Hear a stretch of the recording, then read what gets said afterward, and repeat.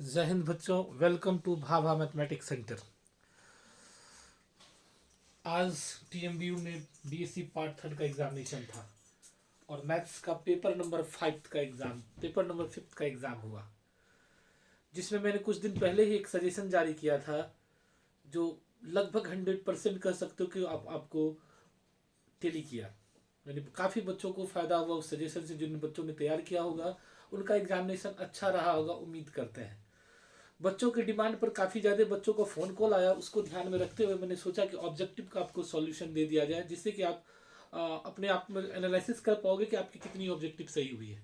तो चलो बच्चों, आपका समय बर्बाद ना करते हुए आपको जो है ऑब्जेक्टिव का सॉल्यूशन आपको अवेलेबल कराते हैं, और उसके बाद फिर हम एक डिस्कस करेंगे कि मेरा जो सजेशन में क्वेश्चन था और आज के एग्ज़ाम में क्वेश्चन था कितना टेली कर रहा है, और आपकी तैयारी कितनी थी, क्या आपने उस पर केयर किया था कि नहीं किया था, और अगर आपने केयर किया था तो क्यों ना आपको 80% से ऊपर मार्क्स मिले। तो इस पर डिस्कस करेंगे, एक छोटा सा वीडियो वो होगा। लेकिन उससे पहले आज ऑब्जेक्टिव का सॉल्यूशन का हम लोग डिस्कशन कर लें थोड़ा सा, कि ऑब्जेक्टिव में कैसा क्वेश्चन था, आपसे बनने लायक था कि नहीं था, और कैसे बनाएंगे ऑब्जेक्टिव के क्वेश्चन को।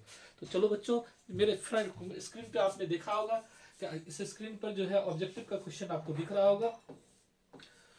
जो मेरा पहला ऑब्जेक्टिव का क्वेश्चन था वो रियल एनालिसिस से है।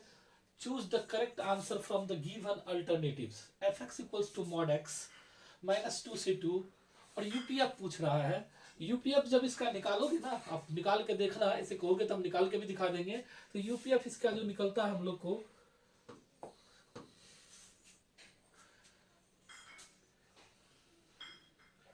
तो यूपीएफ की जो वैल्यू होती है हमारे पास, जो यूपीएफ जब हम लोग इस क्वेश्चन को सॉल्व करेंगे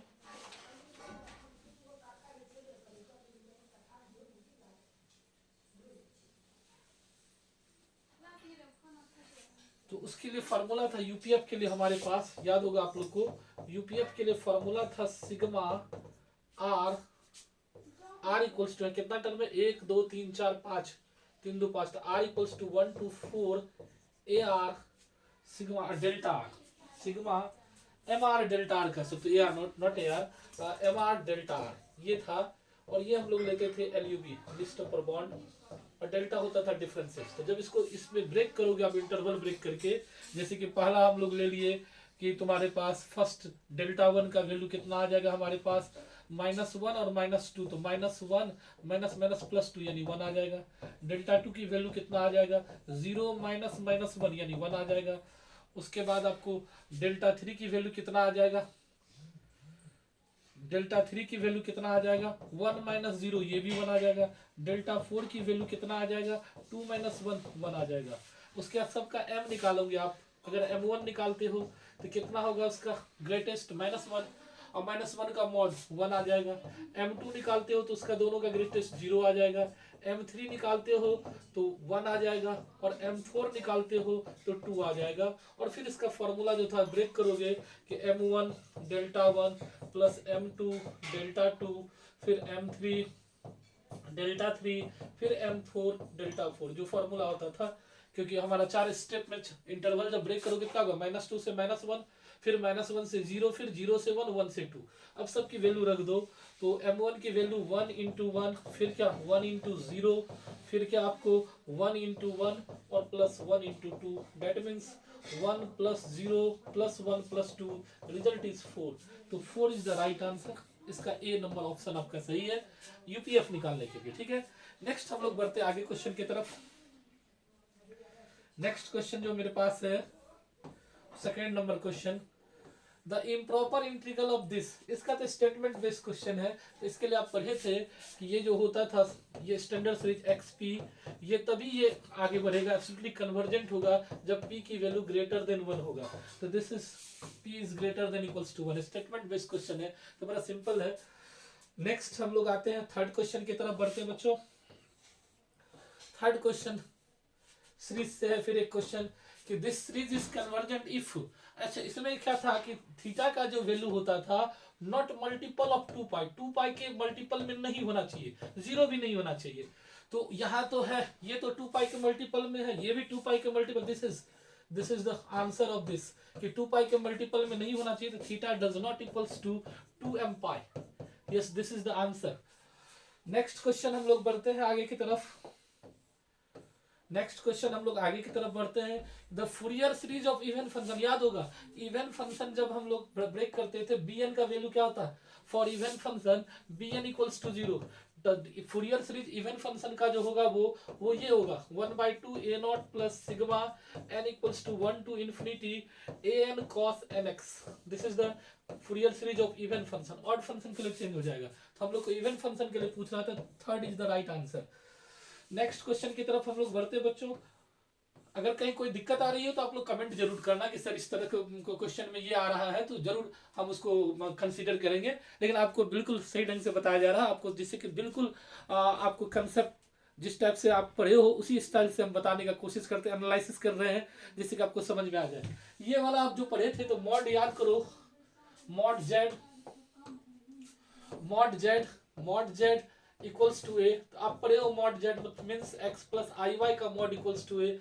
दिस मॉड का वैल्यू क्या होता था x square plus y square equals to a. Root को हटा दो तो क्या होगा x square plus y square equals to a square. This is the equation of circle. तो इक्वेशन ऑफ सर्किल ये तो नीचे क्लास का स्टैंडर्ड है और 12th लेवल का स्टैंडर्ड भी कर सकते हो इसको। 11th में ये क्वेश्चन था मॉड जेड वाला। तो next question,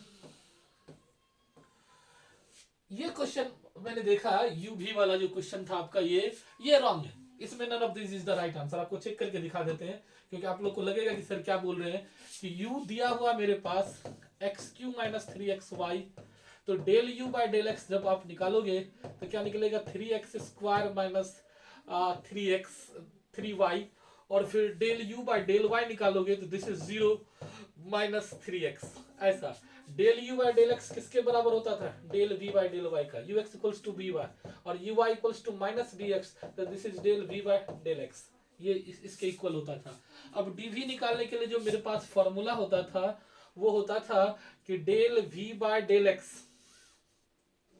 del v by del x dx plus del v by del y dy। आप इसको ब्रेक करोगे तो ये तो आपको ठीक है माइनस 3x dx आ रहा है, ये आपका झमेला देगा 3x स्क्वायर माइनस 3y और फिर इसके साथ क्या होगा dy, ये आपका झमेला देगा डेल v बाय। इसको ब्रेक करोगे तो इसमें से कोई ऐसा ऑप्शन नहीं आता, तो नन ऑफ दिस इसका जो है आंसर होगा। इसमें मिसिंग है, अगर 3xy स्क्वायर होगा तब इसमें से आंसर आ जाएगा आपका। तो नेक्स्ट क्वेश्चन हम लोग बढ़ते हैं।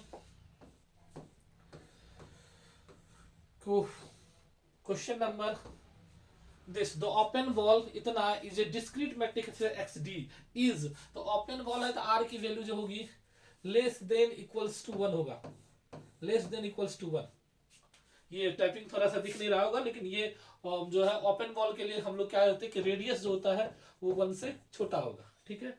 नेक्स्ट बहुत फेमस क्वेश्चन, कई बार मैंने आपको बताया था क्लास क्रम में, जब क्लास आप लोग कर रहे थे तो उस समय आपको बताया गया था कि यूजुअल मैट्रिक स्पेस क्या होता है mod x minus y, mod x minus y is the usual metric space. फिर नेक्स्ट क्वेश्चन बिल्कुल सिंपल क्वेश्चन आपके पास है कि every continuous function in R, ओ ये तो लॉन्ग क्वेश्चन बिल्कुल बच्चों। ऑब्जेक्टिव आपका टोटल सॉल्व हो गया, तो ऑब्जेक्टिव आठों ऑब्जेक्टिव का आप आंसर कर ले। तो कौन क्या क्या आंसर आया कि फर्स्ट वाला का फर्स्ट लास्ट 8 नंबर का आंसर है एक्स माइनस वाई।